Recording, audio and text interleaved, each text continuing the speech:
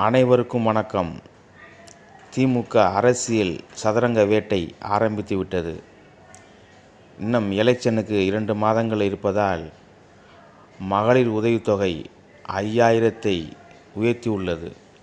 இது மக்களுக்கிட்டே உள்ள ஓட்டை வாங்குவதற்காக. அதே மாதிரி பல சலுகைகளை கொடுத்து கொண்டிருக்கிறார்கள்.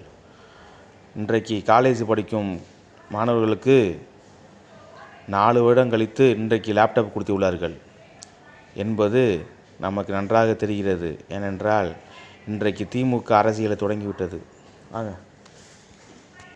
இதுபோன்று எலெக்ஷன் டைமில் மக்களை ஏமாற்றுவதற்கு ரெடியாகிவிட்டார்கள். நீங்கள் திரும்ப ஓட்டு போடுவதற்காகத்தான் இந்த பணத்தை உயர்த்தி கொடுக்கிறார்கள் என்பது நன்றாக தெரிகிறது.